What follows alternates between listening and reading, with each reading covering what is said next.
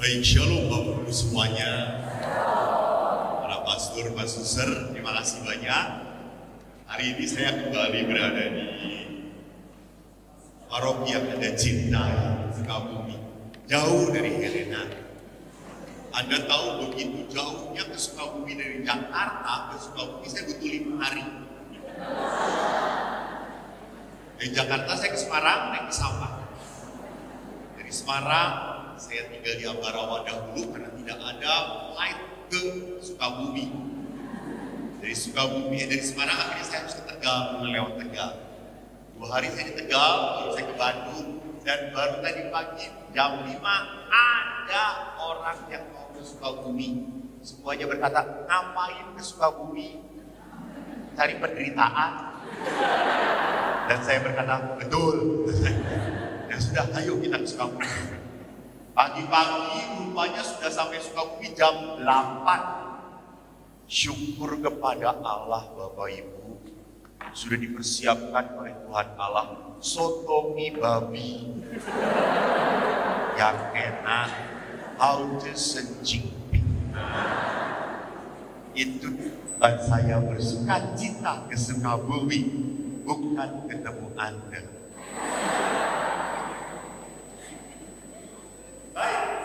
Hari ini kita berbicara dalam rangka tahun katekese, yaitu Uskupan Bogor ini 1 tahun. Bapak Uskup mencanangkan supaya pendidikan iman dari gereja Katolik semakin baik dan benar, baik dan benar. Apalagi kalau berbicara tentang ajaran gereja Katolik yang notabene seringkali diserang oleh saudara-saudara kita. Kalau Bapak Ibu pernah mendengarkan YouTube saya tentang Maria, diunggah di TikTok ataupun di IG, banyak yang tidak terima. Ya tidak apa-apa kalau yang tidak terima itu bukan Katolik. Kalau yang tidak terima itu kancing, mari kita doakan supaya dia hidupnya semakin diberkati Tuhan. Bukan, berarti apa? Kita harus mengenal siapa Bunda Maria secara benar. Kalau berbicara tentang Bunda Maria dan Bapak Ibu hanya memakai kitab suci saja sebagai pegangannya, tidak bisa dimengerti, karena di dalam kitab suci, terutama Injil, mau menceritakan tentang siapa? Jangan ragu-ragu dong, Tuhan. Sudah makan belum? Belum. Pantesan nanti setelah ini saya traktir Toki. Tapi saya kirim lewat WA, nggak akan bayar sendiri, saya kirim lewat WA ya. Jadi kitab suci Injil itu mau berbicara tentang siapa? Yesus. Bukan tentang Bunda Maria. Bukan juga tentang Santo Yosef. Bukan. Apalagi Injil mau bercerita tentang kabar baik, tentang apa? Penyelamatan yang dilakukan oleh Allah melalui Yesus. Nah, kalau mau paham Bunda Maria, kita belajar dari yang namanya tradisi suci dan magisterium gereja, ajaran gereja. Maka gereja selalu mempunyai 3 pilar kebenaran iman. Yaitu apa? Kitab suci. Kedua, ajaran gereja, magisterium gereja. Ketiga, tradisi suci. Nah, saudara-saudara kita tidak menerima 2 ini. Yaitu apa? Ajaran gereja dan tradisi suci. Tidak menerima. Maka mereka akan melawan ajaran kita. Ya tidak apa-apa. Silakan. Jadi saya mau memperlihatkan hormat kita kepada Bunda Maria dari ajaran iman kita. Dan Bapak Ibu yang terkasih, kalau kita punya iman, jangan hanya punya iman, cuma percaya doang. Saya percaya Romo. Kamu kelihatan di sini belum menikah, wajahnya kelihatan.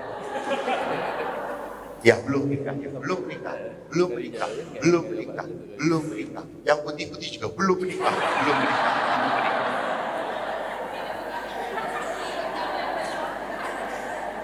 Kasihan. Kalau saya bukan belum menikah, suster, saya ditunjuk oleh Tuhan tidak menikah. Lihat, kalau Anda belum menikah, lalu Anda tiap hari di gereja terus dan berkata, saya percaya saya akan mendapat pasangan dari Tuhan. Datangnya ke gereja terus, ketemunya Romo Pur terus.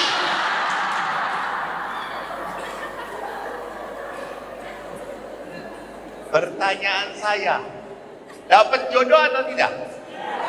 Tidak. Yang ada adalah Romo Pur dapat penderitaan.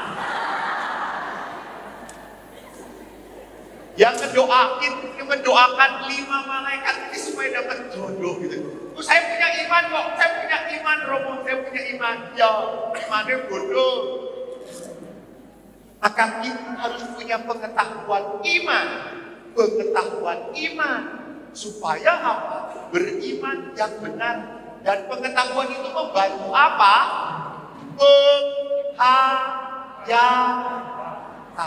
Penghayatan. Tadi saya lihat beberapa daerah di Indonesia lain.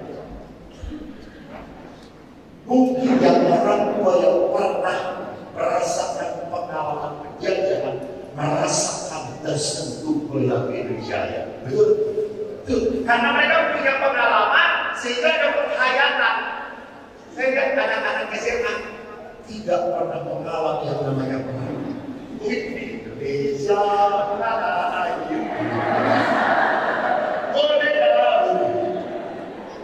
Karena apa? Tidak mengetahui beratnya perang itu, sehingga penghayatannya ini. Saya tidak mengalami perang, tapi saya menghayati. Kenapa? Karena saya pernah mengalami perbudakan oleh ayah saya. Jadi lihat, pengetahuan itu sangat membantu untuk kita bisa menghayati dengan baik dan benar. Maka kenapa sih dalam Ekaristi itu puncaknya adalah konsekrasi? Karena di situ letaknya terjadi sebuah apa? Transubstansium. Perubahan dari roti menjadi tubuh Kristus. Maka kita hening, ada yang menyembah, ada yang memandang dengan penuh cinta. Itu tidak pernah boleh pada saat konsekrasi kita malah ngobrol. Inilah tubuhku yang dikurbankan. Imam mengangkat, nanti pulang kita makan di mana? Kenapa dia seperti itu? Dia tidak tahu sedang terjadi peristiwa besar dalam Ekaristi. Nah, itulah dasarnya. Jadi saya kalau mau berbicara tentang Bunda Maria, mari kita lihat bahwa penghormatan Bunda Maria ada dalam tradisi iman gereja Katolik. Bahkan di dalam gereja Katolik Ortodoks pun Bunda Maria dihargai, dihormati. Pertama yang harus kita pikirkan, kalau ibu, nah sekarang saya tanya ibu, kelihatan ibu suka berdoa rosario atau tidak? Kapan? Tiap hari. Berapa kali rosario? 1 kok tirit loh ya. Kalau udah tua tuh 5 rosario. Daripada ngelamun nonton drama Korea, Rosario ngantuk. Nah itu, karena Rosario itu obat tidur yang baik. Oma, kenapa ibu berdoa Rosario?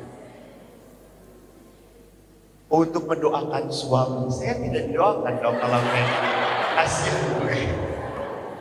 Untuk mendoakan suami. Kenapa lewat Rosario? Kan lewat Bapak kami, aku percaya. Ya, jangan tahu dari dulu juga kayak gitu. Itu lihat. Yang nggak tahu dari dulu juga kayak gitu. Ini penting sekali dididik saudara-saudara.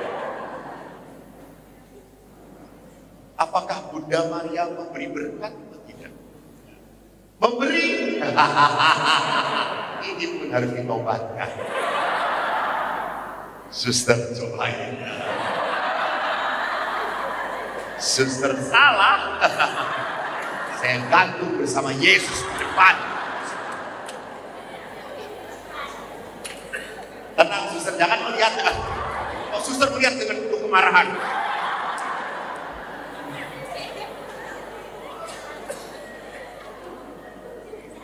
Seorang Katolik berdoa kepada Bunda Maria. Kenapa berdoa kepada Bunda Maria? Berdoa kepada Bunda Maria. Ya, suster. Betul, tepuk tangan.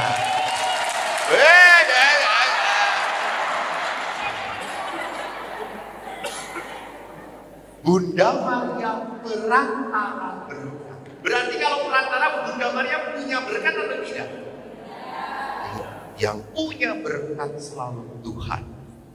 Allah yang punya berkat. Allah yang punya berkat. Lalu Anda boleh tanya, lalu kalau gitu ngapain harus lewat Bunda Maria dong doanya? Apa kita nggak bisa ngomong sendirian? Kita juga anak Allah. Oh bisa Fred, silakan. Bisa.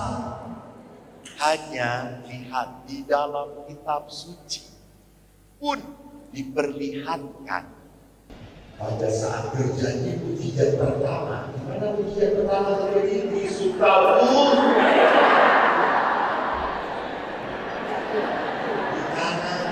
Di sana, oh pernah bagus jualan anggur di sana. Mujizat terjadi di tanah. Waktu itu Yesus berkata, mau apa daripada itu? Waktuku belum tiba. Mau Bunda Maria lakukan? Bunda Maria tidak mengatakan kepada Yesus, Yesus ayo keluar, jangan mau apa-apa. Maria berkata kepada para pelayan, lakukan apa yang dia perintahkan padamu. Ini hebat. Lakukan apa yang Tuhan mau dan kau akan dapat mujizat. Dan terjadilah peristiwa besar. Semua air menjadi air. Bunda Maria, kenapa kita harus lewat perantaraan Maria? Maria adalah orang pertama yang percaya bahwa yang dikandung adalah Yesus. Maria adalah bunda yang sungguh dipilih oleh Tuhan. Jadi kalau Maria kedudukannya begitu besar di dalam gereja, begitu suci, tidak apa-apa kalau kita anaknya doa melalui Bunda Maria. Lihat toh, Yesus pun mengatakan kepada muridnya yang tercinta, inilah ibu. Ibu, inilah anak. Kita itu sudah diberi oleh Yesus, mari itu ibu engkau. Sekarang saya tanya, kalau seorang anak kecil, enak, kamu lebih dekat dengan ibu atau dengan bapak atau dengan pastor? Dengan pastor.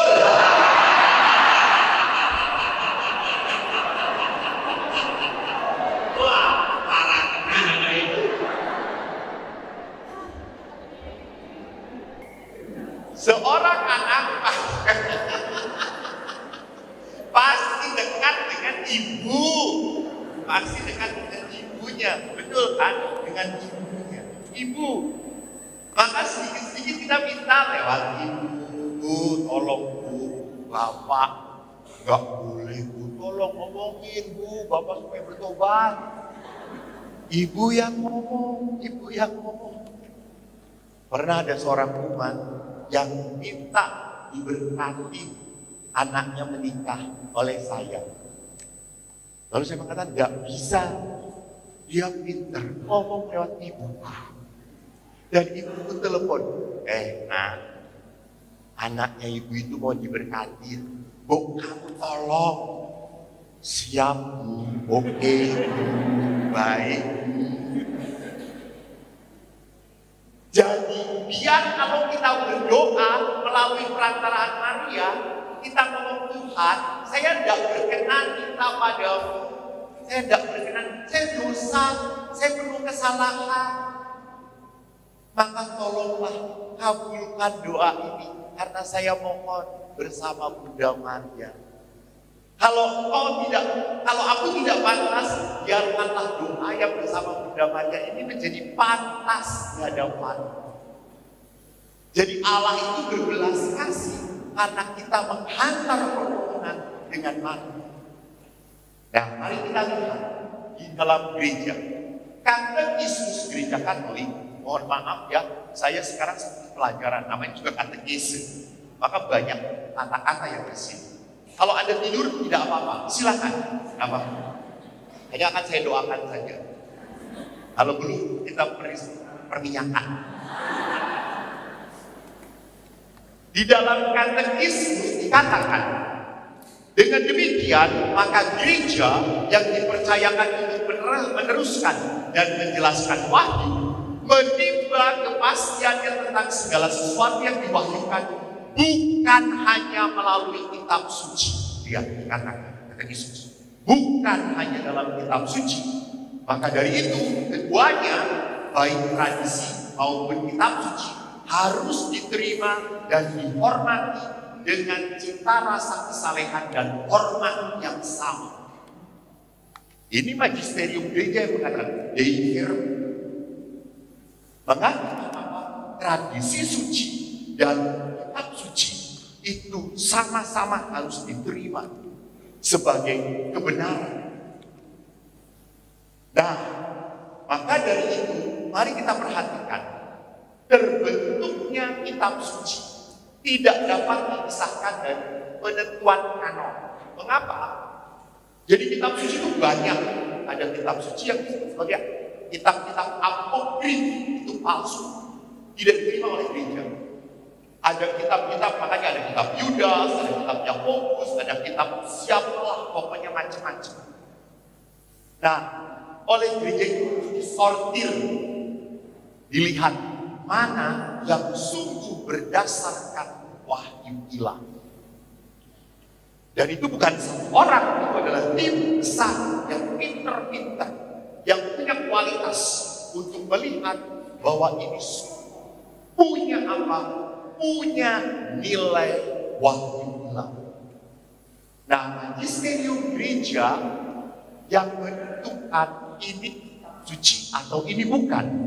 Dan kitab suci itu baru ditentukan oleh Paus Damasus ke-1 di tahun 382. Menentukan kitab apa yang diinspirasikan oleh Roh Kudus sehingga termasuk dalam kanon kitab suci. Jadi Paus ini baru mengatakan ini kitab suci loh, belum tertulis seperti yang Anda punya sekarang, baru tahun 382. Nah sekarang saya tanya, gereja itu lahirnya sebelum tahun 382 atau sesudah tahun 382? Sebelum. Hah? Sebelum. Apa? Gereja itu lahirnya sebelum tahun 382 atau sesudah tahun 382? Bu, sesudah atau sebelum? Sebelumnya sudah ada gereja. Baru kitab suci itu ada tahun 382, itu belum dicetak bagus. Jadi lihat apakah umat Kristiani ini sebelum tahun 382 tersesat atau tidak? Tidak. Mereka punya pegangan. Apa pegangannya? Ya tradisi suci, ya tulisan-tulisan suci yang tertulis dan yang hanya diucapkan. Tradisi lisan dan tradisi tulisan. Nah, perhatikan, ini saya tulisannya kecil supaya jelas saja perjalanannya. Baru tahun 382 ada 73 perjanjian lama dan 73 itu perjanjian lama dan perjanjian baru. Diproses, baru Konsili Vatikan pertama tahun 1869 diteguhkan daftar kitab suci yang di dalam Konsili Trente, bahwa apa yang ditulis dalam ini betul terinspirasi oleh Roh Kudus. Lihat Bapak Ibu perjalanannya, berapa ratus tahun dari 382 sampai 1869. Betapa panjang proses untuk mengatakan, ya ini kitab suci. Jadi kalau kita hanya pegang kitab suci, banyak hal-hal baik, banyak hal-hal yang indah yang tidak ditulis di kitab suci. Mengerti maksud saya? Jadi disitulah kenapa gereja tidak hanya menjadikan dasar iman kitab suci saja. Karena kitab suci lihat prosesnya baru kristenisasi awal 382. Yang kedua atau ketiga, kita pun harus tahu magisterium gereja. Jadi selanjutnya jika kita membaca kitab suci, kita harus menempatkan pemahaman magisterium gereja di atas pemahaman pribadi. Jadi gereja ini punya ajaran. Maka kalau kita berbicara tentang Maria, baru kemarin kita pesta Maria, hari raya apa? Apa? Surga. Ya, Maria diangkat ke surga. Bunda Maria diangkat ke surga. Kalau begitu apakah Bunda Maria meninggal atau tidak? Meninggal atau tidak? Meninggal atau tidak? Yesus saja meninggal. Maria wafat. Hanya disebut sebagai Maria tertidur. Kenapa Maria mati? Ingat, kematian disebut sebagai oleh Paulus, kematian adalah upah. Kematian adalah upah atas maut. Kematian dengan maut itu sama. Nah, kematian itu upah dosa. Maria dikandung tanpa dosa. Ingat loh. Sedangkan kematian itu adalah upah dari dosa. Kalau Maria mati, berarti Maria berdosa. Saya bilang, Paulus berkata upah dosa adalah maut. Jadi orang mati karena dia berdosa. Maria mati, ya tradisi. Kalau itu Maria berdosa. Satu tambah satu sama dengan. Jadi lihat di sini kenapa Maria mati? Karena Maria harus takut bedanya Maria mati. Jadi ini adalah ketakutan dagingnya Maria, maka mati. Maka Maria tidak pernah ditemukan jenazah. Maka Maria diangkat ke surga. Tetapi sekali lagi tidak bisa disamakan dengan putranya Yesus. Jadi peristiwa ini kalau ditanya, Romo kok bisa seperti itu? Saya akan jawab, maaf, saya belum pernah menghadap Tuhan. Kalau Anda bertanya, nanti silahkan tanya. Kalau Anda punya kesempatan, Tuhan kalau punya kesempatan ya. Kalau Anda nggak punya kesempatan, saya yang punya kesempatan, menghadap Tuhan tanya. Jadi ini kenapa bisa terjadi seperti itu? Karena Allah mau, Allah menghendaki, Allah menghendaki. Jadi sama, kalau Anda tanya, Romo kenapa kok Tuhan Maria, pilihnya Maria, bukan Siti Juminten, Siti Jebaidah, atau yang terkenal, apalah, Idol Show, main Korea, misalnya. Kenapa enggak ditampil? Ini lagi, ini namanya kehendak Allah, kehendak Allah. Kalau sudah kita berbicara dengan kehendak Allah, kita tidak bisa lagi melawan. Maka kalau Bapak Ibu, teman-teman udah berkata, kenapa ya saya kok lebih jelek dari dia? Kehendak Tuhan. Tapi pertanyaannya ya tadi juga seperti membawa acara. Romo Eko menjadi hitam. Kenapa hitam? Kehendak yang ilahi. Jadi ada hal-hal tertentu, saya lahir sebagai orang Jawa, berkulit hitam, itu kehendak Allah.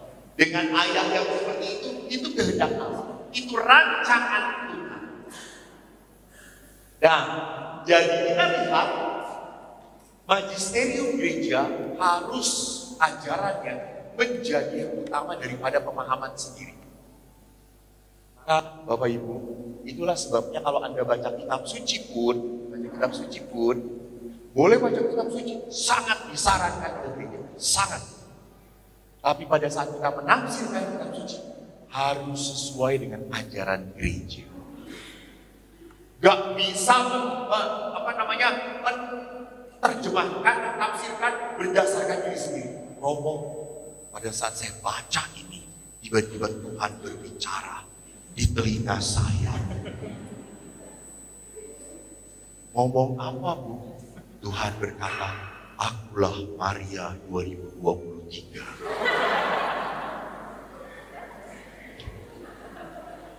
Saya akan bawa ibu ini bukan ke Roma, tapi ke rumah sakit jiwa. Orang menafsirkan kitab suci tidak boleh sembarang, harus berdasarkan pemahaman magisterium gereja. Kenapa sampai seperti itu, Romo? Nah, di gereja itu ada ajaran wahyu umum dan wahyu pribadi. Wahyu umum itu ada di dalam kitab suci yang harus kita akui, ada di dalam tradisi suci, ada di dalam ajaran gereja, harus kita akui. Wahyu pribadi itu bisa juga Tuhan bicara pada Anda. Bisa. Tapi kebenarannya tidak menjadi kebenaran umum. Misalnya yang Anda sedang mendengarkan seminar, misalnya Tuhan mengetuk hati Anda. Sumbang Romo Eko, sumbang Romo Eko. Dia sedang menolong pembangunan biara di Cisantana. Sumbang Romo Eko. Nah, itu wahyu pribadi. Jelas? Suster tidak setuju? Iya itu. Suster mau ikutan saudara-saudara. Ya. Itu wahyu pribadi. Tidak menjadi hal umum. Maka Bapak Ibu, ada salah satu pertanyaan dari panitia. Romo, penampakan Bunda Maria mana yang diakui gereja? Ingat, kalau gereja ada penampakan, hati-hati sekali. Sampai sekarang baru 2 yang resmi. Lourdes dan Fatima yang diterima oleh gereja. Nah, lalu Medjugorje, Garabandal, Guadalupe, apakah itu semua penipuan? Tidak. Tidak. Gereja masih terbuka, silahkan. Masukkan data-data. Karena banyak ahli yang harus memproses. Lalu gereja selalu kan, oh ini wahyu pribadi saja. Wahyu pribadi. Oke, diakui, bisa diakui. Bisa terjadi Bunda Maria menampakkan diri di tempat. Bisa terjadi. Lalu bolehkah kita datang ke tempat sana? Tidak boleh. Silahkan. Kita memelihara iman kita. Pertanyaan saya, kalaupun misal hanya Lourdes dan Fatima yang diakui, lalu ada seorang ibu yang pernah sakit tangannya. Sakit kalau mengandung, tidak bisa. Dia bekerjanya lewat tangan untuk membuat kue. Dia sudah berdoa, Tuhan sembuhkan. Dan apa yang terjadi? Waktu dia kekancuran, dia mati. Dan terjadilah mujizat, ibu itu disembuhkan. Apakah itu diragukan mujizatnya? Kenapa? Terjadi kok pemulihan. Ibu itu sekarang sehat, tidak hanya bisa mengangkat kue, suami yang dijadikan kue.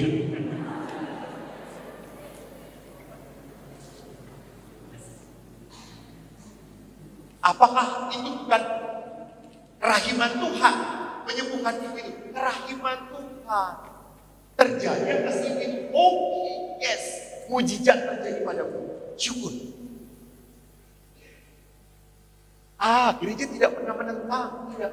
Dan pertanyaannya juga, apakah Anda lalu kalau ke Lourdes di mana diakui, kalau berdoa pasti terjadi mujizatnya? Aku kali dan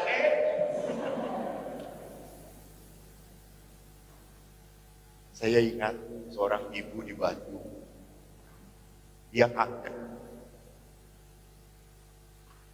Dia pergi ziarah. Akhirnya dia mau ziarah yang ketiga kali ke Lourdes. Anaknya ngomong, "Ma, ngapain sih ziarah terus? Toh mama tetap kanker, tetap sakit. Sekarang udah menyebar kemana-mana. Ngapain mama harus tetap berziarah ke Lourdes?" Lalu anak mamanya berkata itu, "Nah, kamu jangan sembrono ngomong.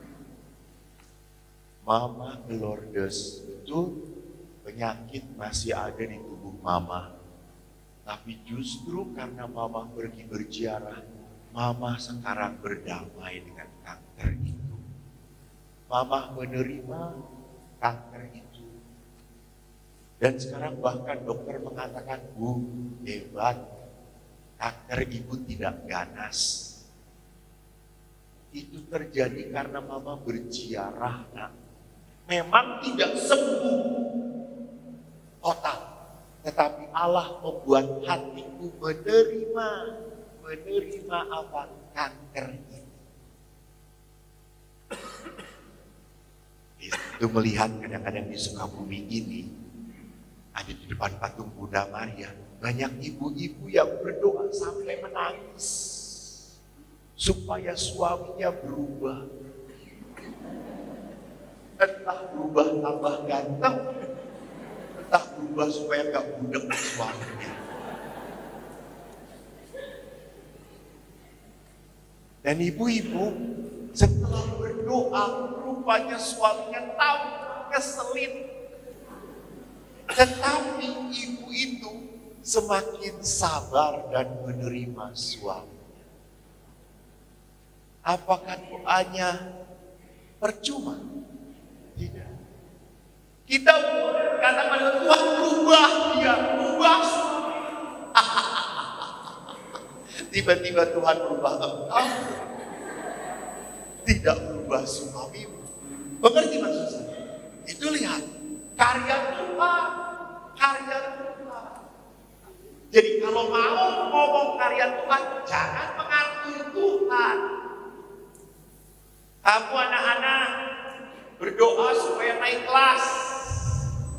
Pasti toh, gak mungkin Tuhan. Kalau kau baik hati, biarkan saya tinggal kelas. Saya bahagia tetap kelas 2 saja. Ya, semua minta naik kelas. Lalu tiba-tiba kamu tidak naik kelas. Apakah ini kutukan dari Tuhan? Tuhan mengutuk saya. Lu belajar kagak? Jadi lihat di sini bahwa seringkali kita harus sadar membaca kitab suci pun tidak boleh menafsirkan begitu saja. Saya harus memahami apa yang diajarkan magisterium gereja. Nah sekarang mari kita lihat Bunda Maria. Lumen Gentium. Sebentar, saudara-saudara. Maaf saya minum ya. Kalau Anda mau minum, mau makan kecil, mau order GoFood, silakan.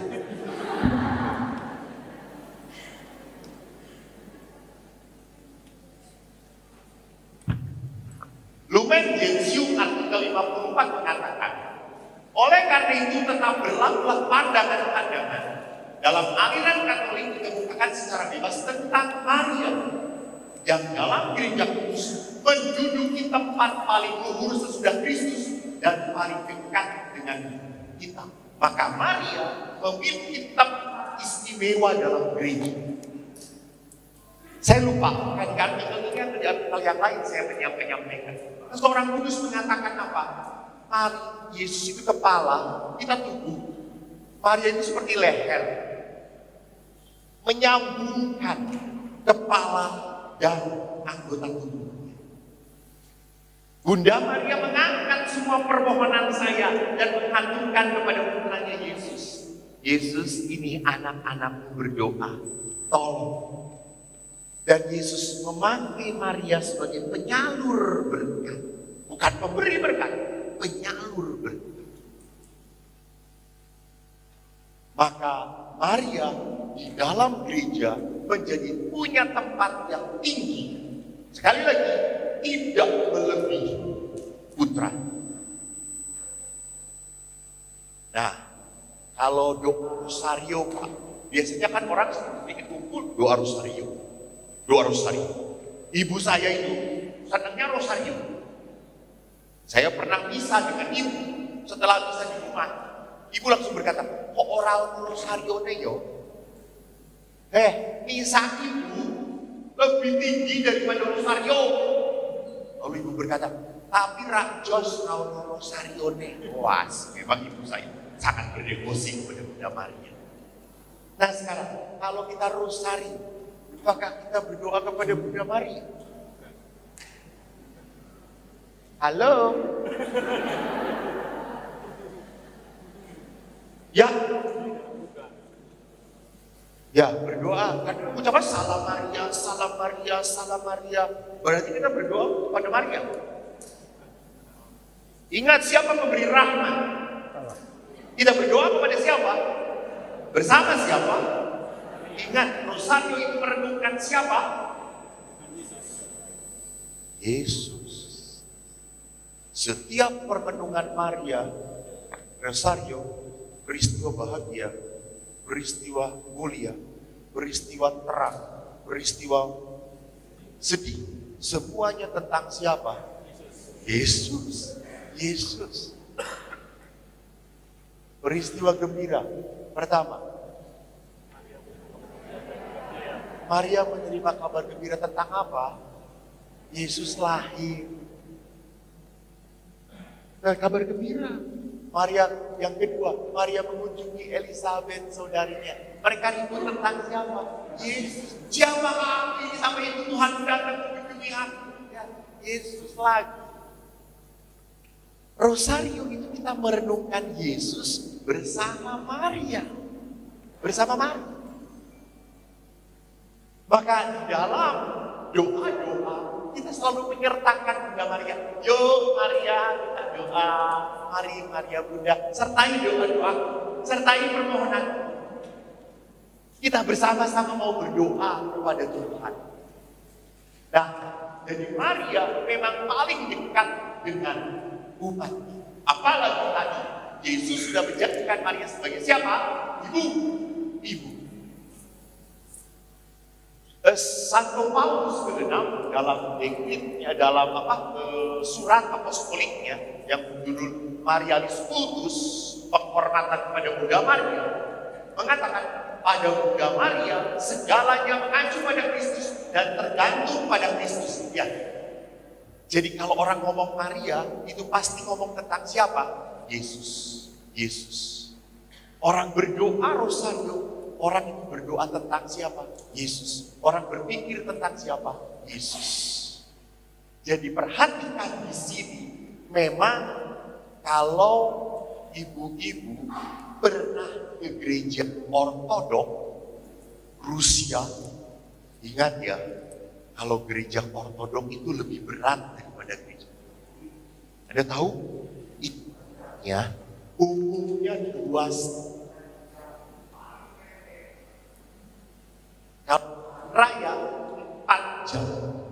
Dan ibu-ibu, bapak-bapak harus tahu ya, di gereja ortodok itu umatnya tidak duduk di bangku, tetapi apa?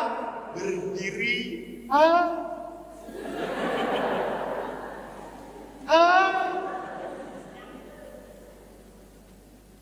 Lihat, jadi gereja ortodok itu tidak ada umatnya yang seperti gereja Katolik. Semua wajah siap dipanggil Tuhan.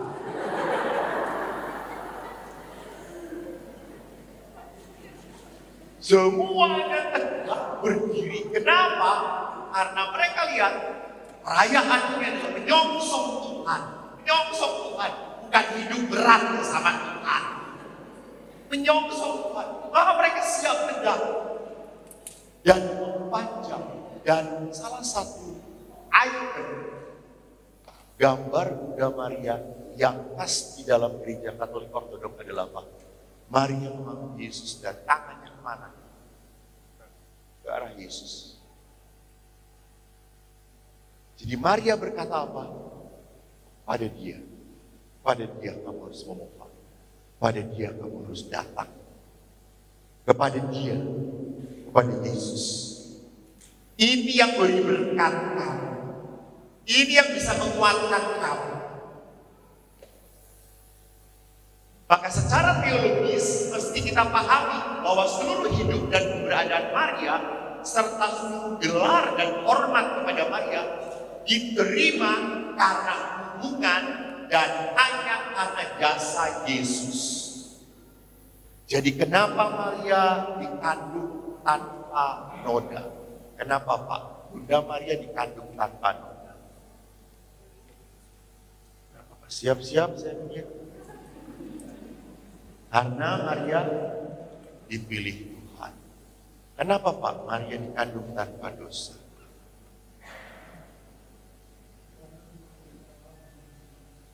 Ya kenapa ditetapkan seperti itu? Kenapa harus seperti itu Pak? Nah, lihat. Yang dikandung itu siapa yang di dalam rahim Maria? Yesus. Kudus atau tidak? Kalau yang dikandung kudus, maka orang yang mengandung bolehkah berdosa?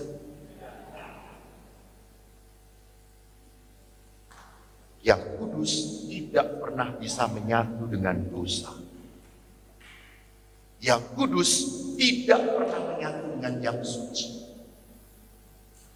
Maka orang Katolik setelah meninggal dihakimi dan dipisahkan mana yang masuk neraka.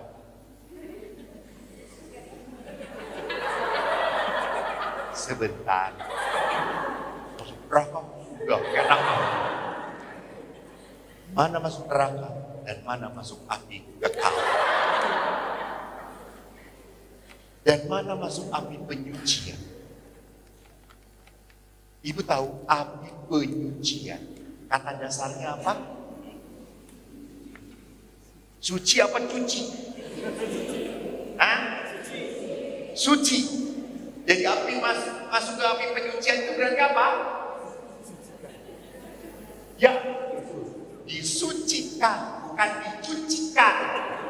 Kita disucikan, dikuduskan. Kita itu menanggung dosa. Kan ada orang yang romo, kalau orang ini dosa banget, ya bukan dosa lagi, dosa banget.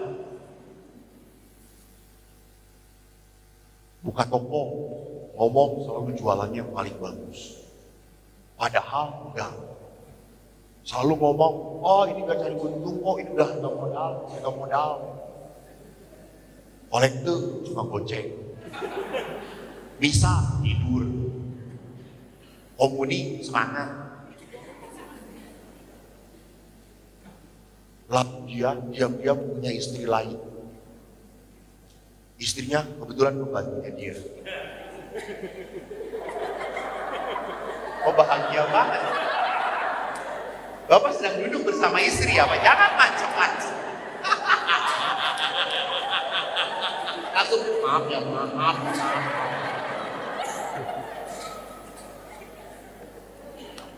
Sebelum meninggal, Bapak ini pengakuan dosa.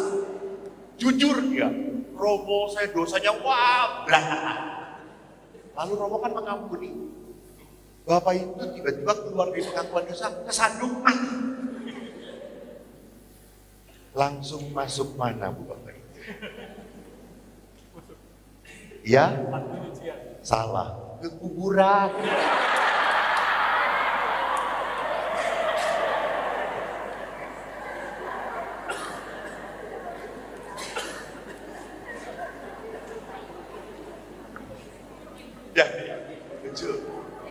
Orang walaupun sudah pengakuan dosa, dia harus tetap menanggung akibat dosanya. Bukan berarti ditolak. Halo, Every. Udah pengakuan dosa. Sorry. Kamu harus menanggung akibat dosa. Maka di situ ada api penyucian. Kita disuci. Ya, lihat di sini. Jadi Bunda Maria kenapa suci? Karena Allah Yesus kudus. Tidak mungkin yang kudus itu tinggal di rahim perempuan berdosa. Mengerti maksud saya? Jadi itulah sebabnya kenapa Maria dikandung tanpa dosa. Karena apa? Karena Maria dipilih oleh Allah untuk melahirkan sang Allah. Tempat Allah harus suci. Tempat Allah harus kudus. Tetapi di antara makhluk ini sama di dalam ajaran Rosario Virginis Maria juga mengatakan hal yang sama. Di antara makhluk ciptaan tidak ada yang mengenal atau mengetahui Kristus secara lebih baik selain Maria. Tidak ada seorang pun yang dapat mengenal kita pada pengetahuan yang mendalam akan misteri hidup Kristus selain dari ibunya. Bapak Ibu, di gereja itu sangat sadar siapa yang paling kenal Yesus. Maria. Dan pertanyaan saya, waktu Maria mengenal Ibu Yesus, apa yang dialami oleh Maria? Kebahagiaan terus, sukacita terus, hidupnya senang. Apa? Ada duka, ada suka. Kadang-kadang duka teuing. Adakah gelar Bunda Maria 7 kesukaan? Yang ada adalah apa? You see, saudara, gelar Maria adalah 7 kedukaan. Maka apa yang dikatakan? Kata siapa menjadi Allah Tuhan itu enak. Kata siapa menjadi Allah Tuhan itu baik-baik saja. Benar. Salah satu permenungan yang pernah membuat saya berhenti waktu saya ikut jalan salib adalah merenungkan di mana Maria ketemu Yesus waktu memikul salib. Berhentian berapa itu?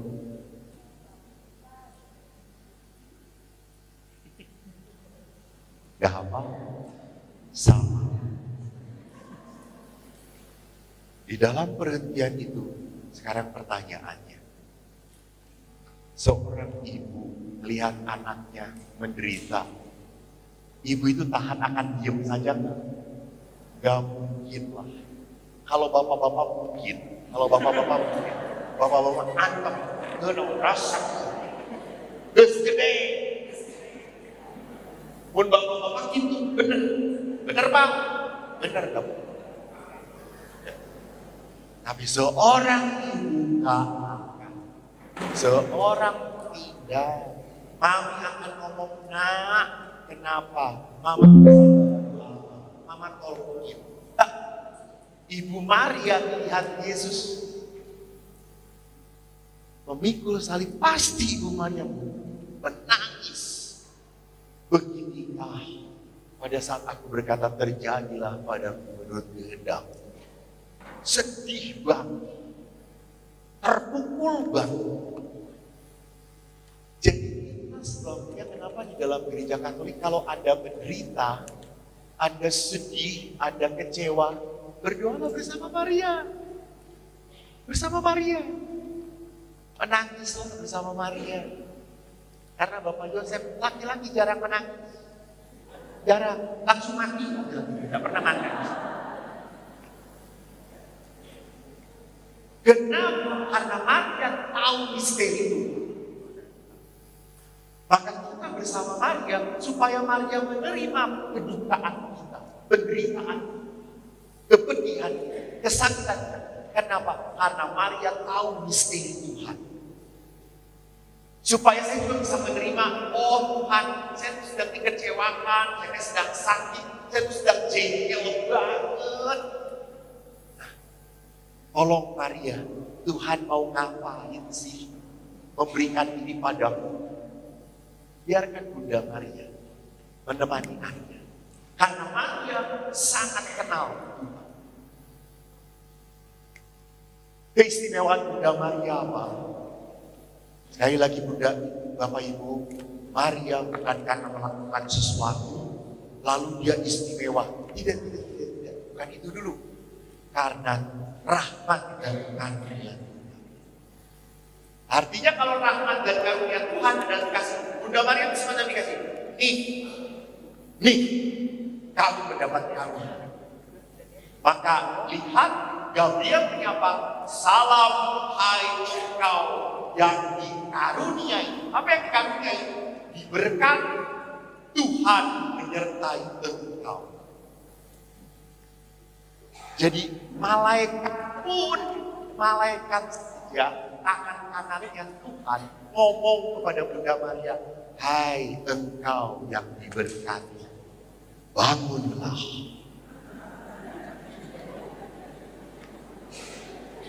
Pergilah, kolektilah.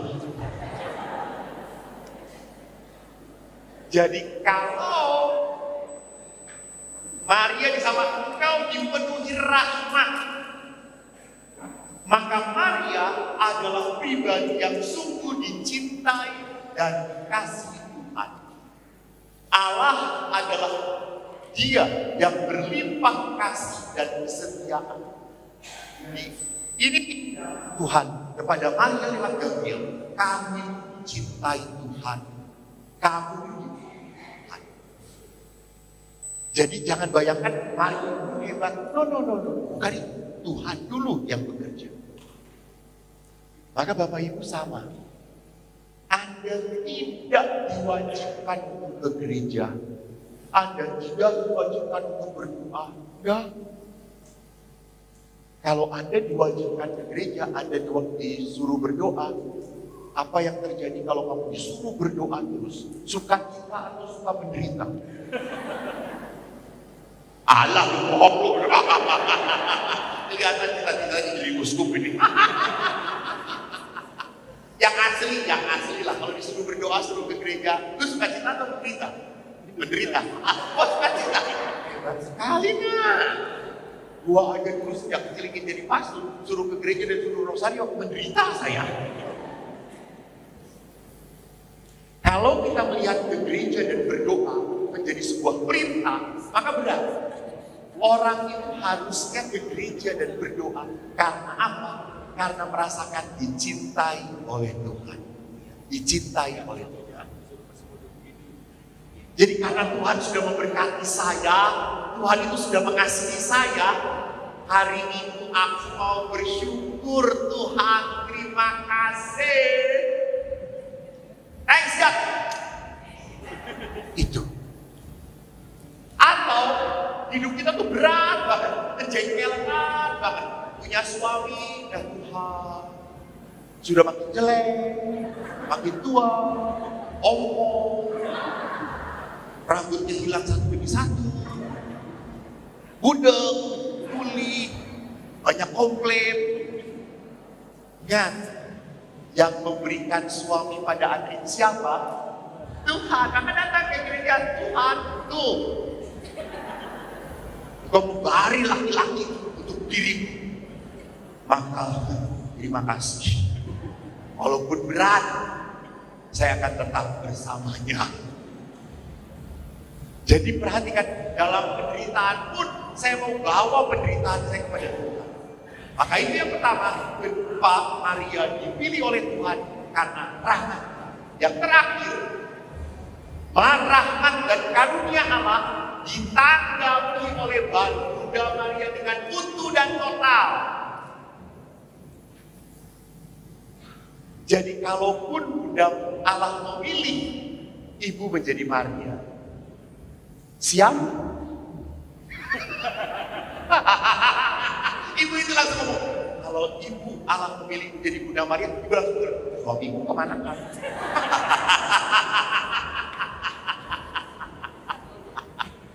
Dia jadi Santo Yosef. Ingat, kalau ibu pun dipilih oleh Bunda Maria, oleh Allah, tetapi dia tidak mau, Allah berhasil atau tidak? Tidak berhasil. Karena Maria berkata, aku ini hamba Tuhan. Jadi memang Maria sudah disiapkan oleh Tuhan. Dan Maria pun sungguh menjadi wanita yang penuh iman dan berserah. Lihat, Maria berkata, aku ini hamba Tuhan. Artinya apa kalau hamba? Berserah Tuhan. Bukan budak. Disuruh harus mau. Apakah budak punya keinginan? Punya, tapi nggak bisa keinginan. Dia harus nurutin Tuhan. Itu Maria. Aku ini hamba Tuhan. Bapak Ibu, terakhir, saya sebentar lagi akan pindah dari Helena. Saya akan kembali ke rumah Ren di Prat. 25 tahun di Pratista dikembalikan ke sana karena 6 tahun menyesatkan umat.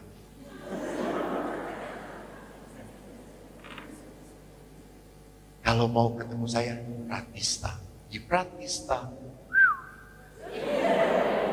tempatnya bagus banget, sejuk, tenang. Tidak seperti Sukabumi, panas, penuh penderitaan. Di Pratista ada sebuah kapel dengan gambar Yesus yang unik. Patung Yesusnya tidak punya tangan. Itu adalah patung replika dari sebuah gereja di Jerman.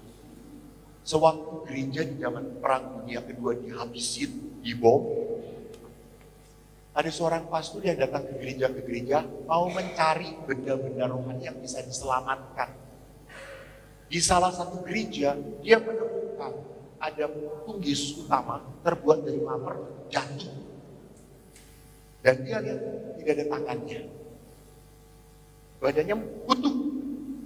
Dia bawa ke dia katakan, tolong buatkan tangan, aku akan pasang kembali.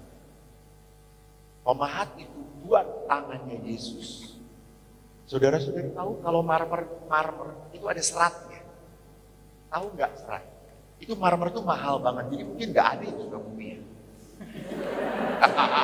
Kasihan banget nih, ada lah. Jadi kalau marmer itu ada serat-seratnya, ada garis-garis. Dan setiap pemahat itu buat tangan selalu gak cocok, gak pas. Sampai akhirnya dia putus asa dan dia berdoa. Dan di saat berdoa tiba-tiba dia mendengarkan sebuah bisikan. Dan akhirnya itu yang dia lakukan. Pasturnya datang dan dia tanya, mana patung Yesus? Sudah kau buat? Sudah. Lalu diperlihatkan, mana? Kok gak ada tangannya? Ya, pastor, saya tidak bisa membuat tangan. Saya hanya mau menambah di bawahnya kalimat saja. Apa kalimatnya? Kamulah tangan. You see what it means. Keselamatan berhasil sampai ke tempat kita karena Bunda Maria bersedia menjadi hamba Tuhan. Wajah Anda sudah seperti orang mau dipanggil Tuhan semua.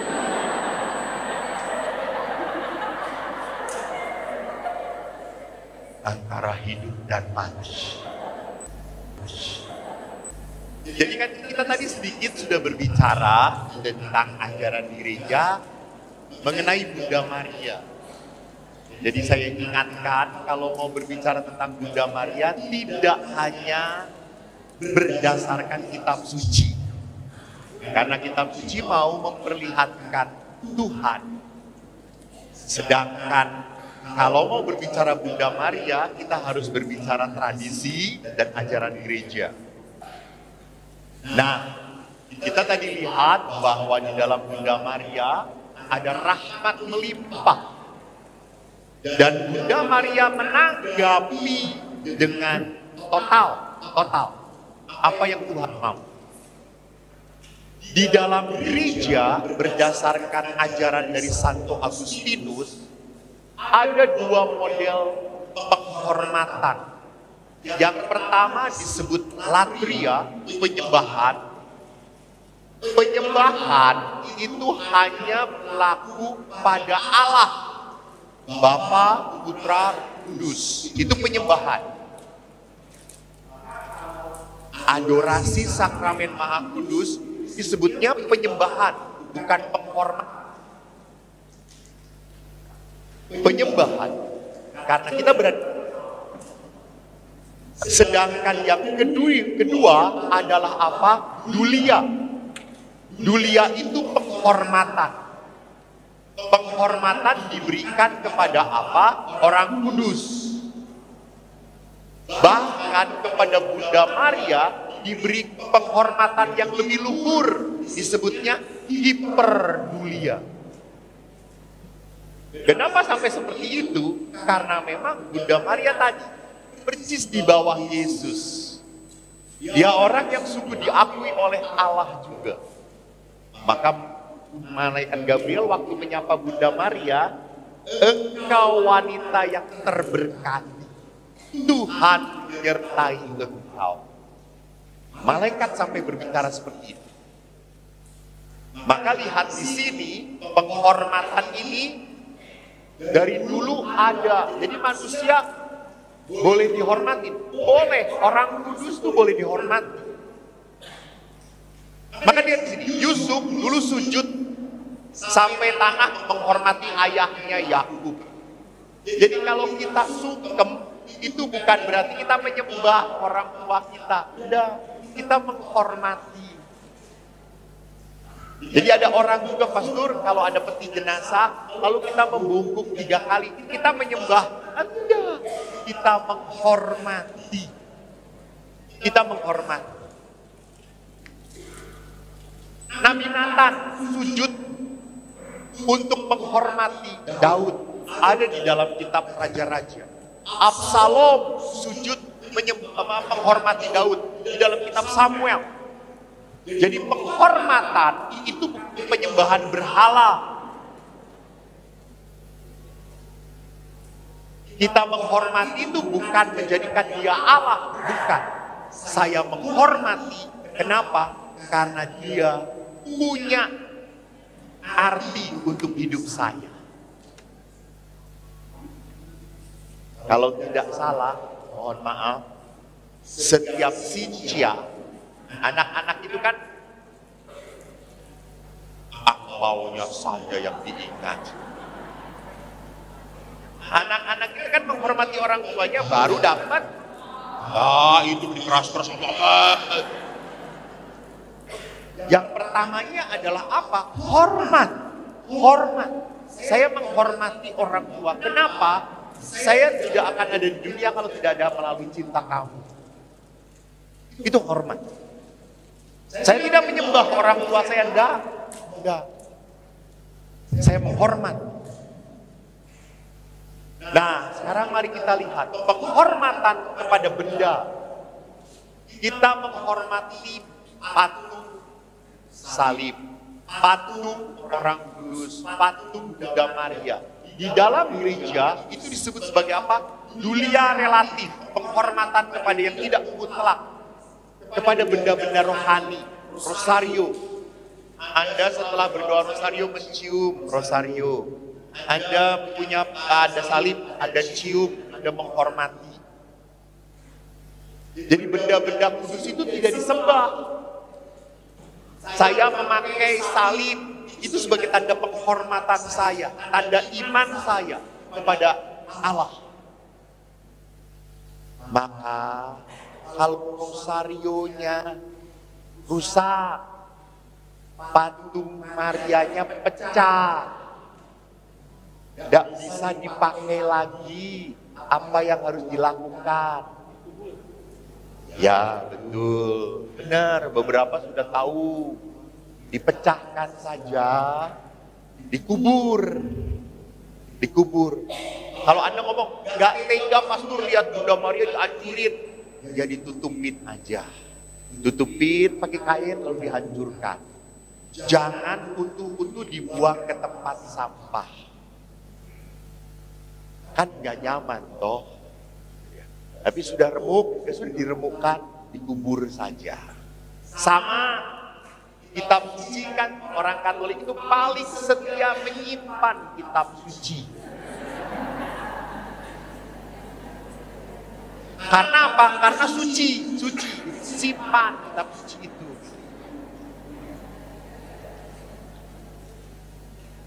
Lalu pada saat dibuka, sobek. Kenapa? Karena kitab suci ini warisan dari papa mamanya. Papa mamanya dulu rajin menyimpan anak cucu keturunan, gitu ya. Pada saat dipakai sobek, sudah tak bisa dipakai lagi. Bagaimana? Ya sudah, tidak apa-apa, dibakar juga tidak apa-apa.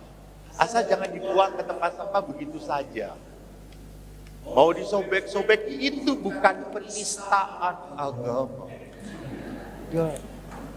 Gereja Katolik tetap gereja Katolik walaupun kitab suci ada sobek gitu ya. Ada sobek karena apa? Saya sudah tidak bisa pakai lagi, hilang kalimatnya, kata-katanya hilang. Bahkan beberapa oma-oma tuh sudah sulit baca kitab suci, kecil-kecil tulisannya. Saya sedang usul ke lembaga Biblika untuk membuat kitab suci satu lembar, satu kata. Supaya gede tulisannya.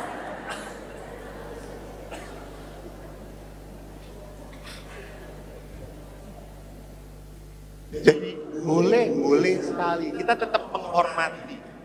Nah sekarang mari kita berdoa melalui perantaraan Bunda Maria. Apa yang bisa kita belajar? Mengapa kita berdoa dengan perantaraan Bunda Maria? Tadi saya sedikit sudah ngomong sebetulnya. Bukankah kita bisa berdoa langsung? Betul, bisa. Silakan. Boleh. Tapi lihat dalam tradisi pun, dalam Alkitab, kita bisa melihat banyak contoh menunjukkan bagaimana orang bisa menjadi pengantara pada Allah demi orang lain. Maka itu kita boleh mendoakan orang-orang. Kita boleh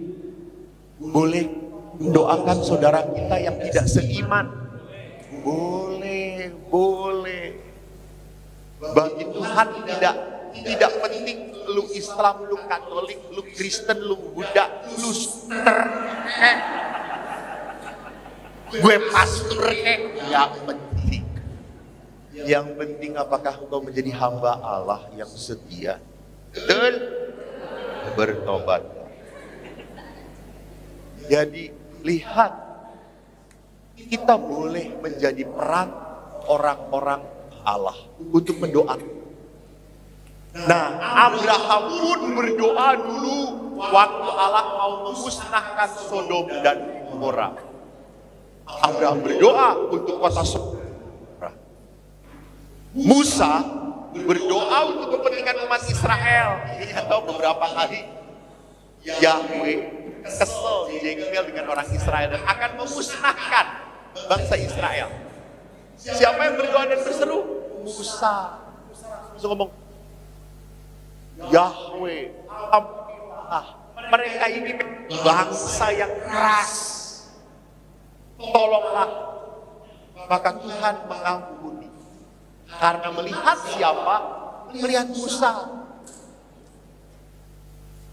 Jadi Tuhan mengampuni karena Tuhan siapa? Musa. Nah, kalau kita lantaran Bunda Maria, Tuhan jangan melihat si Eko ini. Banyak dosanya Tuhan, nyebelin. Jadi pastor juga banyak yang benci. Lihatlah bundanya dia. Siapa? Maria. Keren ya. Jadi biarkan kau mendengarkan doa. Karena engkau Maria. Dalam perjanjian baru, Yesus pun berdoa untuk murid-muridnya. Di dalam bab-bab terakhir. Bahkan Paulus pun berdoa bagi umatnya. Dan Paulus berkata di dalam surat pertama Timotius, naikkan permohonan, doa syafaat dan ucapan syukur untuk semua orang. Ibu karismatik, apa itu doa syafaat? Apa itu doa syafaat? Ya, doa syafaat adalah doa yang diberikan untuk orang-orang yang membutuhkan doa, bukan untuk diri sendiri. Jadi saya mendoakan pastor paroki, itu doa syafaat. Tapi jangan berdoa ke Tuhan semoga pastornya cepat dipindah. Itu jadi doa yang selalu untuk hal yang baik. Jadi bukan doa itu, kalau doa itu selalu tujuan itu. Kalau doa misalnya, Tuhan semoga toko saya laku, toko dia tidak laku. Itu bukan doa itu apa kutukan. Jadi doa itu selalu tujuannya untuk hal yang baik. Kesimpulan, maka doa seseorang bisa berguna bagi orang lain. Itulah yang disebut doa syafaat. Saya sering mengingatkan orang tua yang punya anak yang sudah mulai besar-besar. Apalagi sudah mulai menikah. Tolong para mantu, para mertua sama para mertua, jangan jadi mertua resek yang recokin keluarga mantunya. Kalau punya anak sudah menikah, dia mengeluh, maaf, jengkel si Koko, Nyebelin banget si Koko. Jangan langsung dinasehatin. Udah, kalau udah nggak tahan cerai aja. Ini mertua yang dipakai oleh setan. Sebagai mertua, tugasnya apa? Memberi kekuatan. Memberi kekuatan. Anak-anak susah diatur, sudah besar-besar. Doakan, doa orang tua itu dahsyat. Kenapa saya jadi pastor? Karena sejak kecil ibu saya kalau menggendong saya sambil bernyanyi, tak lelo lendung, yen gede engkau dadi Romo. Saya tidak akan pernah jadi uskup karena doa ibu saya jadi romo.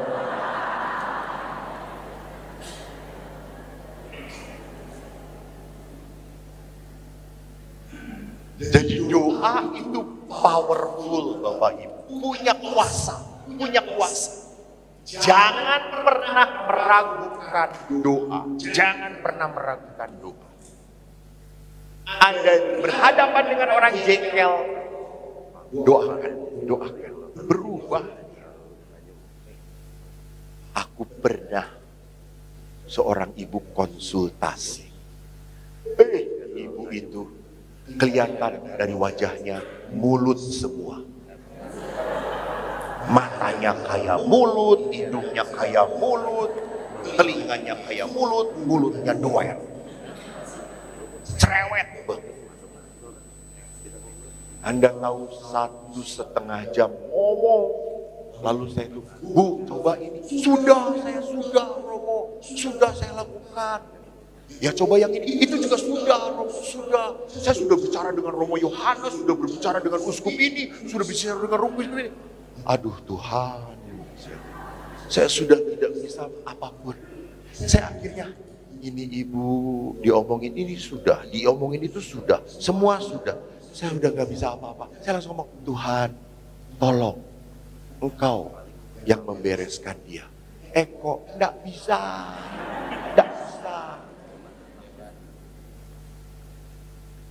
Lalu setelah hampir 2 jam, aku tak tahu apa yang harus kukatakan. Dan si ibu itu berkata, terus pastor saya harus gimana? Saya juga bingung. Udah, ibu pulang aja. Saya doakan ya, ibu pulang. Jadi pastor gak bisa kasih solusi? Enggak. Karena ibu sudah berbicara dengan yang tingkat dewa semuanya. Uskup sudah, Romo Yohanes sudah, aduh itu sejago-jagonya. Sudah, ibu pulang aja. Saya doakan. Halo, 2 minggu kemudian ibu itu datang. Saya udah takut, aduh. Kemarin aja 2 jam, sekarang pasti 4 jam. Saya sudah berusaha menghindar. Ibu itu datang, saya pura-pura gak ngeliat. Tapi namanya ibu-ibu. Beda dengan bapak-bapak. Ibu-ibu langsung teriak, pastor! Seluruh gereja mendengar namaku disebut. Ya sudah, ibu. Wajah saya dengan wajah yang apa namanya, yang tidak suka diajak ngomong gitu. Ibu, ada apa Bu? Pastor kelihatan tidak mau diajak bicara. Kapok ya kemarin. Iya. Ibu tahu ya. Pastor, saya hanya mau mengucapkan terima kasih aja Pastor ya. Terima kasih. Kemarin walaupun Pastor tidak memberikan solusi, kok saya jadi tenang, saya jadi damai. Oh, syukur pada Allah. Syukur. Terima kasih Tuhan. Doa. Jadi bapak-bapak, kalau Anda menghadapi istri yang sulit, doa. Dan Tuhan akan berkata, Pak, emang sulit Pak.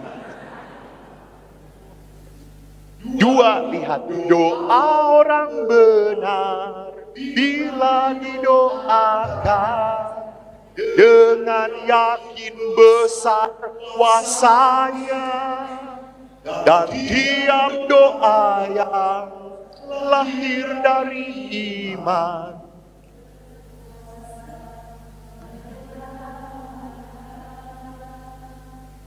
Lihat, doa orang benar. Jadi sebelum doa, jadi orang benar dulu. Ya Pak ya, jangan doa melulu tapi gak bener-bener. Ini kata, doa orang benar dalam kitab Yakobus. Bila dengan yakin didoakan sangat besar kuasanya. Jadi kalau kita berdoa, pikirkan, doa ini muncul dari keragusan. Saya ragus, saya tidak pernah puas. Atau saya ingin hidupnya tenang-tenang aja. Hati-hati loh, karena ada seorang ibu ngomong, Tuhan berikan suami saya baik-baik saja, gak macem-macem. Gak nengok-nengok istri orang lain. Gak banyak penting sih. Kenapa ibu itu berdoa seperti itu? Karena ibu itu tidak mau repot. Mengerti, Bang? Ini bukan doa benar. Doa orang yang nggak mau repot. Doa orang yang egois, yang hanya untuk dirinya sendiri saja. Doa itu harus berlahir dari sebuah kebenaran. Maka Maria itu doanya, kata-katanya lahir dari kebenaran. Terjadilah padaku seturut kehendakmu. Pasti repot banget. Ya kan?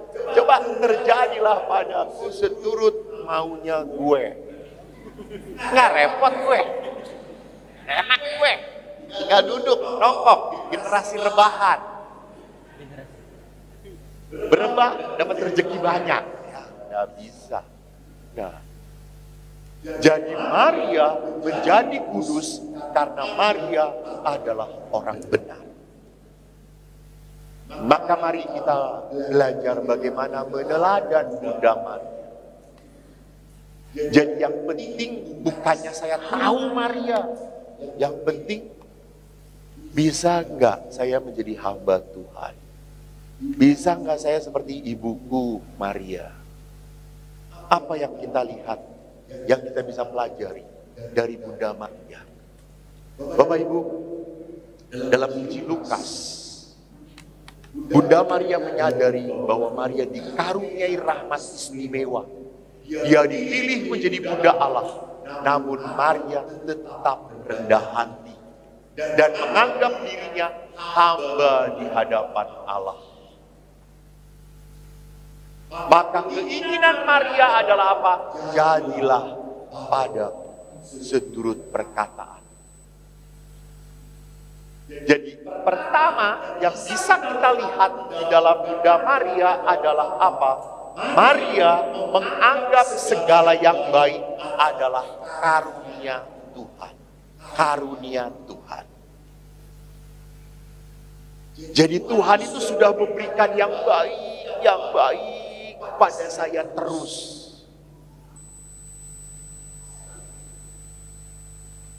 Ada seorang ibu kemarin baru kena kanker.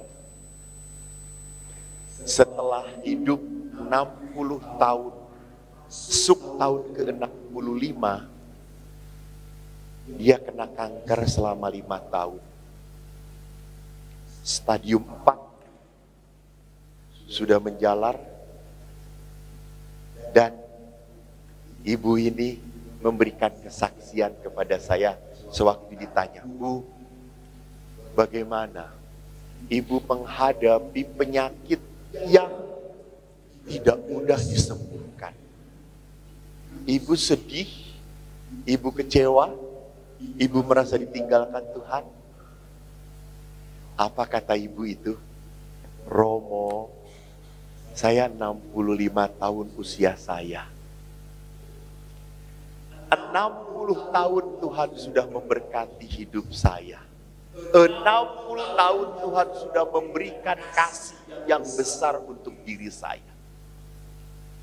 Masa sekarang 5 tahun saya dapat kanker, saya lupakan kebaikan Tuhan yang sebanyak itu?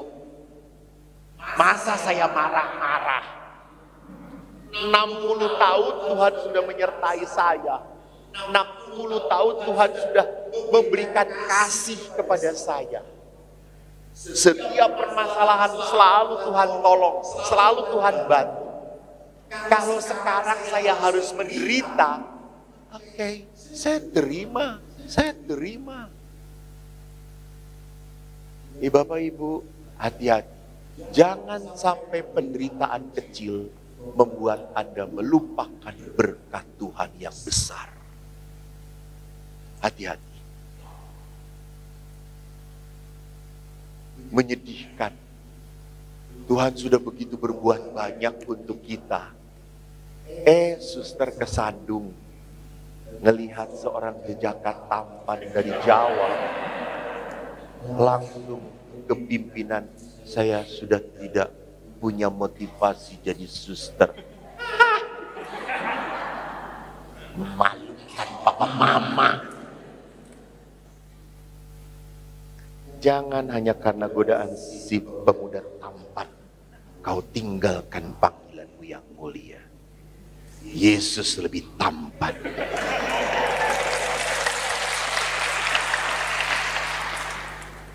Jadi tergiurlah, Tuhan itu sudah memberkati Maria kayak gitu. Maria betul-betul melihat semua terjadi hanya karena kemurahan Tuhan, hanya karena kebaikan Tuhan. Semua berkat anugerah Allah. Maka lihat di sini kurban yang tertinggi dari sebuah Dari sebuah berkat Tuhan, Maria memberikan hidung yang paling mulia, yang dikenal dengan hidung magnifikat. Aku ini hamba Tuhan. Maka perhatikan di dalam magnifikat, keren banget. Bahwa dilihat di sini, jiwaku memuliakan Tuhan, hatiku bergembira karena Allah juru selamat. Ya. Jadi orang tuh pertama-tama puji Tuhan dulu, jangan baru Tuhan sama Bapak terus habis Tuhan berkati makanan ini, amin. Amin. Ini bukan, ini laporan coy. Dan ini nyuruh Tuhan. Ya tidak perlu juga doanya seperti seorang anak itu. Tuhan, aku bersyukur kepadamu. Engkau begitu baik. Engkau berikan para petani yang menanam semuanya beras. Sehingga beras itu dari gabah lama-lama diberi air, dipupuk, dan petani itu bekerja siang dan malam. Saya yakin doa selesai, makanan kering.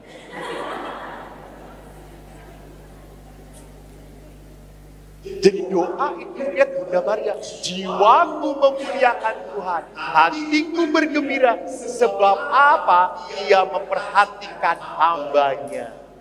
Yang Maha Kuasa telah melakukan perbuatan besar padaku. Rahmatnya turun-temurun atas diriku. Ia perlihatkan kuasanya dengan perbuatan tangannya. Maria kagum pada karya Tuhan. Setelah itu, lihat, Bunda Maria berkata, ia menurunkan orang berkuasa, melimpahkan yang baik kepada yang lapar. Ia menolong Israel seperti dijanjikannya kepada nenek moyang, kepada Abraham dan keturunannya. Jadi tumbuh karya-karya kemurahan hati Tuhan. Dan kita lihat spiritualitas apa yang bisa kita pelajari dari magnifikat Maria ini. Siapakah Bunda Maria? Siapakah ibu kita? Kita bisa tahu keasliannya melalui magnifikat. Identitas yang paling dalam dari hati dan jiwa serta rohnya, dia menyebutkan hamba yang hina. Jadi Maria menyebut diri dengan sangat sederhana, namun apa? Mendalam. Jadi dia mengatakan, sudah hamba hina lagi. Jadi bukan hamba yang pantas, bukan hamba yang layak. Dia mengatakan, aku hamba yang hina. Jadi Maria memperlihatkan ketidakpantasannya di hadapan Tuhan. Dan itu berkenan kepada Tuhan. Maka tujuan Maria hanya satu. Jadi setelah Maria memperlihatkan identitasnya, tujuannya apa? Ikuti yang Tuhan mau. Ikuti yang Tuhan mau. Ya, Pak, kalau Tuhan mau Bapak hidup dengan istri Bapak, ya, sudah berapa tahun?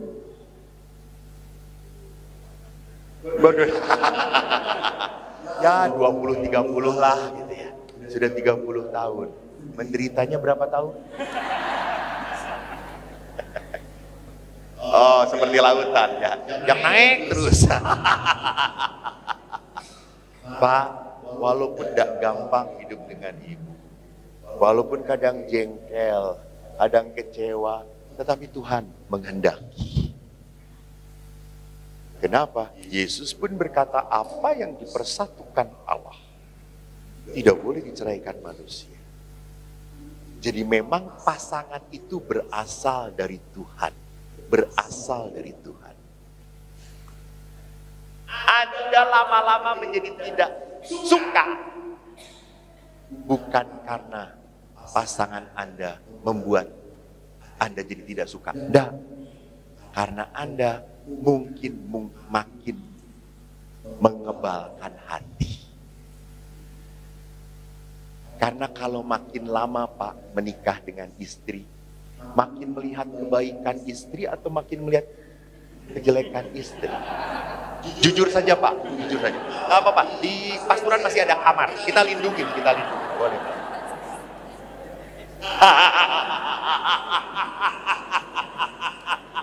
Lihat itu. Betul lah. Makin lama hidup dengan istri, kita makin kelihatan jeleknya. Saya kalau tanya kepada bapak-bapak juga begitu, Pak, bagaimana perkawinannya? Ya gini-gini aja, biasa-biasa aja. Ya dari dulu kayak orang kawin kan begitu aja. Ya up and down lah. Itu suami. Tapi kalau tanya kepada istri, gimana perkawinan? Langsung litani penderitaan. 3 folio penderitaan dia. Maka ada rumusan, bapak-bapak dengarkan. Tolong ikuti rumusan ini kalau Anda mau bahagia dengan istri Anda. Dengarkan rumusannya, Pak. Suami istri menikah, oke? Semua karena kehendak Allah. Amin? Bagus. Kalau suami salah, maka suami harus minta maaf kepada istri. Oke? Setuju? Setuju. Suami salah, minta maaf pada istri. Kalau istri salah, istri akan berkata, gue salah karena lu kayak gini. Jelas Pak? Maka kalau istri salah, yang harus minta maaf, suami. Bukan. Karena dalam hukum istri, hanya 2 yang tidak pernah salah. 1, suami Allah, yang 2, istrimu. Itu dalam hukum istri. Jadi perhatikan di sini, bapak-bapak, saya selalu mengatakan dalam perkawinan, siapa yang harus minta maaf duluan? Lihat para istri berkata, suami. Dan suami berkata, saya. Pak, jangan lupa, orang yang harus minta maaf duluan adalah orang yang punya Yesus dalam hatinya. Jadi kalau Bapak minta maaf terus, tenang Pak, di surga akan dilayani oleh 7 bidadari.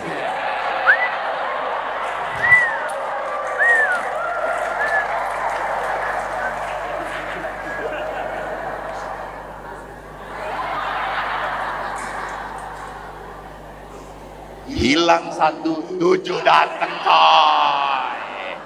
Yang 7 ini tidak akan pernah tua-tua, segar terus.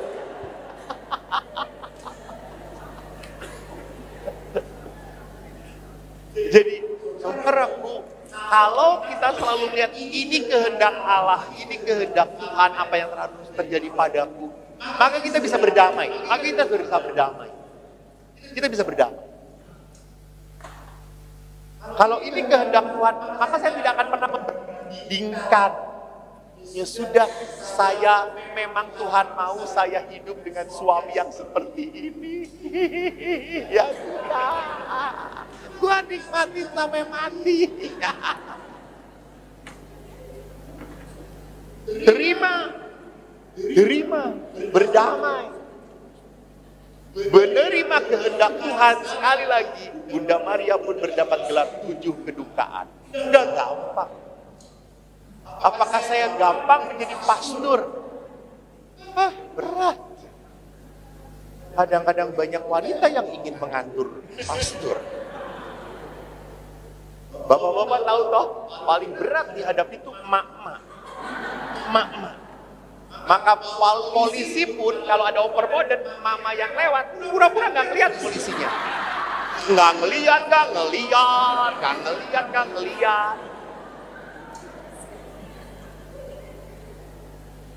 Daripada melawan mak, sudah nggak bisa apa-apa. Saya pun sama kalau udah seminar dengan mama, foto dengan mama, aduh Tuhan, saya hanya diem aja begitu dah. Dan mama itu dengan seenaknya nempelkan semuanya ke badan saya. Gitu ya. Ayo Romo.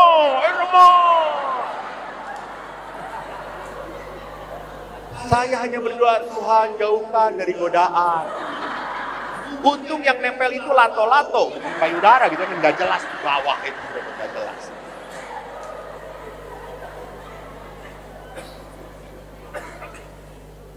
Jadi Bapak Ibu lihat, hidup menurut kehendak Allah adalah sebuah perjalanan yang tak mudah. Kami para imam, apakah hidup dengan imam-imam yang cocok? Enggak. Apakah para imam kalau kunjungan ke umat itu berarti imam yang baik? Jangan-jangan dia nggak mau makan dengan saudaranya. Karena nggak rukun dengan saudaranya. Jadi lihat di sini bahwa hidup menurut kehendak Allah adalah sebuah pengorbanan. Dan ingat selalu pengorbanan dalam bahasa Inggris apa? Sacrifice. Sacrifice itu dari bahasa Inggris yang akar katanya sacer. Sacer itu bahasa Latin artinya kudus. Jadi kekudusan hanya bisa dicapai oleh sebuah pengorbanan. Maka pada saat Damiki Ancila Domini, saya berikan saya sebagai hamba Tuhan, itu berarti apa? Saya harus siap dikuduskan lewat penderitaan. Spiritualitas ketiga yang bisa kita lihat apa dalam Magnificat, Maria sungguh dibungkus oleh cinta Allah. Jadi kalau manusia tidak pernah dibungkus oleh cinta Allah, akhirnya muncul apa? Munculnya kepahitan, kesedihan, kekecewaan. Dia nggak suka dengan saya jadi putus asa dengan panggilan. Lihat, dia nggak menyapa saya merasa, oh dia tidak menyayangi saya. Perhatikan. Jadi lihat di sini, kalau orang dibungkus oleh cinta Tuhan, maka orang itu tetap akan bisa tersenyum pada orang-orang yang sulit tersenyum dengan dirinya. Dan itu susah. Dan itu berat. Saya lebih mudah tersenyum dengan teman sepasturan atau dengan ibu-ibu yang cantik. Pastilah ibu-ibu cantik. Sudah pakai rayuan Pulau Kelapa lagi di sini, melambai-lambai. Wow, halo Romo. Hai Ibu. Romo sudah makan belum? Belum. Mau makan apa? Teduh banget coy. Ketemu teman sepastoran, keluar dari kamar. Opo. Raono panganan, ya wis puasa. Ramangan. Jadi bagaimana saya tetap harus membawa sukacita di dalam kehidupan. Jangan menjadi pribadi yang membawa kepedihan. Maaf ya, kadang-kadang ada orang tertentu baru datang aja, udah langsung berbicara tentang penderitaannya. Romo, saya itu udah tua, sakit-sakitan. Dari ujung rambut sampai ujung kaki, sakit semuanya. Semua anak saya jauh dari saya, nggak ada yang ingat saya. Saya baru ketemu, sudah kedenger kayak gini. Langsung, Bu, mau sakramen Krismas sekarang? mau dibebaskan dari penderitaan. Mbok, ya jangan membesar-besarkan penderitaan toyo. Hidup itu kita harus membawa sukacita, bukan membawa beban.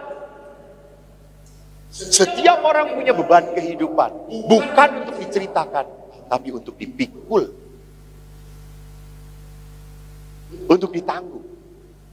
Dalam Magnificat kita bisa menyaksikan bagaimana hidup Maria dan relasi dengan Allah Bapa. Maka hati Maria sungguh menjadi hati yang dipenuhi oleh Allah. Maka Maria itu adalah pribadi yang Kristosentris, Deus sentris. Allah menjadi pusat hati dia. Maria selalu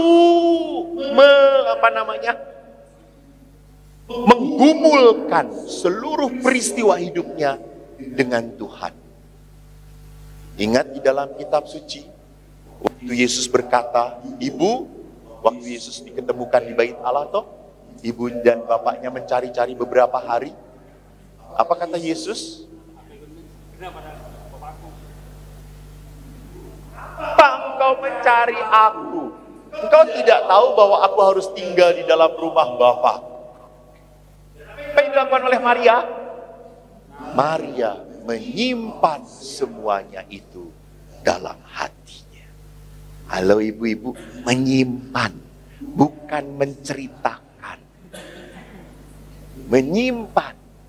Itu artinya apa? Bergumul dengan Tuhan. Bergumul dengan Tuhan. Berbicara dengan Tuhan. Dan itulah yang akhirnya ingin dibagikan kepada Bunda Maria. Dari Maria. Maria ingin membagikan hidup di dalam Tuhan itu seperti apa. Hidup bersama Tuhan itu seperti apa. Hidup karena Tuhan itu seperti apa. Maka beberapa kesaksian dalam Magnificat kita bisa melihat Allah itu adalah Allah yang kasih tanpa batas. Anda belum pengakuan dosa pun Tuhan tetap mencintai Anda. Anda belum bertobat pun Tuhan tetap mengasihi Anda. Maria sadar bahwa semua yang baik adalah karya Allah dan semata-mata semua hanya belas kasihan Tuhan. Maka Maria punya kekuatan apa? Kerendahan hati. Kerendahan hati. Semua diberikan Tuhan karena Tuhan ingin mencintai saya, karena Tuhan ingin mengasihi saya. Jadi kalau kita mau berbicara tentang spiritualitas Bunda Maria, hampir semua diwarnai oleh spiritualitas kerendahan hati. Maria tahu siapa dirinya, siapa Allah, sadar. Dan bagaimana Maria menempatkan dirinya dengan Tuhan. Tidak menuntut, tidak menyuruh Tuhan harus seperti ini. Nah, bahkan di saat peristiwa demi peristiwa berat, tidak terima, Maria menyimpan semua dalam hati. Ini adalah tindakan apa menyimpan dalam hati? Bergumul. Tidak langsung terima, enggak. Dia bergumul. Tuhan mau ngomong apa lewat peristiwa ini? Mau mengajarkan apa pada saya? Ada sebuah peristiwa yang pernah saya ceritakan. Saya tidak tahu waktu saya memberikan adorasi di sini, saya pernah cerita atau belum. Saya di paroki mendampingi UBK. KJ itu. Apa UBK itu? Ya, kalau di kami umat berkarunia khusus, bukan berkebutuhan khusus. Umat berkarunia khusus. Kadang-kadang juga ada yang ngomong SBK, suami berkebutuhan khusus. Jadi, ibu ini punya anak autis. Tidak hanya autis, anak ini pun sangat agresif. Waktu saya misa, ibu ini saya suruh beri kesaksian. Karena bagus, saya dengar kesaksian hidup dia bagus. Saya tanya, Bu, tolong ceritakan bagaimana berhadapan dengan anak ibu. Ibu ini punya 2 anak. Anak pertama normal, biasa, berkembang baik. Anak kedua di usia 2 tahun normal, usia 2 tahun normal. Ibu dan anak ini bisa berkomunikasi baik. Masuk tahun ketiga, anak ini berubah menjadi agresif. Tersinggung sedikit dia bisa pukul, gak suka teriak. Dan dia punya dunianya sendiri. Dia marah langsung bantingkan segala-galanya. Tidak terkontrol. Bahkan ibunya pun tidak bisa menenangkan anak kalau sudah marah. Akhirnya ibu ini membawa anak ini ke psikolog, psikiater, diobati. Dan hampir 5, 6, 7 tahun tidak sembuh-sembuh. Sampai ibu ini minta didoakan anaknya ke para imam. Juga tidak sembuh. Ibu ini akhirnya kecewa pada Tuhan. Ibu ini sempat berkata, Tuhan, apa salah saya? Sampai saya harus punya anak autis. Apa dosa saya? Saya tidak bisa gereja, saya tidak, tapi kok kamu memberi cobaan yang berat dalam hidup saya? Apa yang menghibur akhirnya lama-lama tidak percaya lagi dengan doa. Dia sudah berdoa, Tuhan sembuhkan anak Tuhan sembuhkan. Sampai suatu hari dia ketemu seorang imam. Dan imam ini ngomong apa pada ibunya? Bu, ibu salah berdoa. Ibunya kaget. Oh, saya salah berdoa. Ibu kan selama ini berdoa supaya anak ibu sembuh toh? Betul, Pastor. Apa saya salah? Salah. Karena yang sakit ibu, bukan anak ibu. Maka ibu berdoa sekarang, mulai dari sekarang, Tuhan, sembuhkan saya. Sembuhkan saya. Ibu ini marah pada robotnya. Karena merasa, Saya baik-baik saja. saya sehat, saya tidak sakit. Kenapa saya harus minta Tuhan menyembuhkan saya? Hanya ibu ini kemudian mendengarkan kata-kata pasturnya. Dia berdoa, Tuhan sembuhkan saya. Sembuhkan saya. Setelah beberapa saat dia berdoa, dia mulai kagum dengan anak ini. Dia mulai bisa senang dengan anak ini.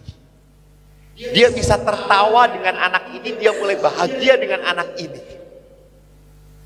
Dan saya, kenapa Bu? Rupanya Pastor, makin lama saya menurunkan ekspektasi saya kepada anak saya. Saya menurunkan ekspektasi saya pada anak saya. Jadi anak saya umur 13 tahun, Pastor, bisa pakai baju sendiri, sudah membuat saya senang. Padahal baru usia 13 tahun. Saya bahagia, senang banget. Saya puji, kakak pinter bisa pakai baju sendiri. Dia mah, ya, tapi toh bagus. Ya, anak-anak itu semua berdoa. Itu semua. Lalu beberapa bulan kemudian mereka bisa angkat dengan hati. Dipuji. Ndek. Sudah bisa makan sendirian ya. Bagus banget. Iya mah, bagus ya mas. Ya, terima kasih ya. Terima kasih mama. Dia peluk. Akhirnya saya bahagia dengan anak ini. Banyak hal yang saya syukuri. Lalu saya tanya, Bu, apa hal yang terbaik, keindahan apa yang ada dalam anak autis ibu? Ibu ini ngomong, Romo, saya tidak pernah bisa membohongi kepada dia. Dia tahu saja apa perasaan aku. Emang ada sebuah peristiwa, Bu. Ya, suatu hari saya dimarahin oleh bos saya. Saya sedih, saya nangis. Saya pulang ke rumah, setir mobil, saya menangis. Sebelum masuk ke rumah, saya hapus tangisan saya pakai lipstik kembali. Saya tidak mau ketahuan bahwa saya habis menangis. Dan pada saat saya masuk ke rumah, saya berusaha tersenyum ketemu anak saya. Tiba-tiba anak saya ngelihat saya dan dia teriak, Mama, gak boleh sedih. Mama gak boleh sedih. Mama punya aku. Sini, aku peluk Mama. Mama gak boleh sedih. Mama gak boleh menangis. Mama harus bahagia. Kan Mama punya aku. Loh, Mama gak nangis? Bohong. Mama baru selesai nangis. Kelihatan. Di hatinya sedih. Kelihatan. Aku tahu Mama sedih. Lihat. Dan semenjak itu, mamanya apa? Bahagia sekali dengan anak ini. Jadi Bapak Ibu yang terkasih, di saat orang bisa berdamai dengan kehendak Tuhan, menerima apa yang Tuhan mau, maka kita menjadi seperti Bunda Maria, hamba-hamba yang setia. Dan ingat, kita dipanggil oleh Tuhan bukan untuk berprestasi, bukan untuk menjadi seorang suami yang pandai mengumpulkan uang, punya rumah banyak di mana-mana, membuat anak-anak bisa sekolah di Amerika, bahkan di Kutub Utara.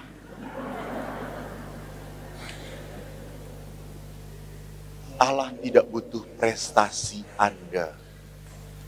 Allah hanya membutuhkan apa? Kesetiaan kita. Maka Bapak Ibu yang terkasih, Maria adalah kekayaan gereja. Maria adalah ibu bagi Anda dan saya. Maka biarkanlah doa Rosario, doa Salam Maria menjadi doa kita tiap hari. Karena kita ingin berjalan bersama Bunda, supaya sampai tidak tersesat. Bunda punya jalan yang benar, saya pun di jalan yang benar itu. Terima kasih, Tuhan memberkati Anda. Shalom.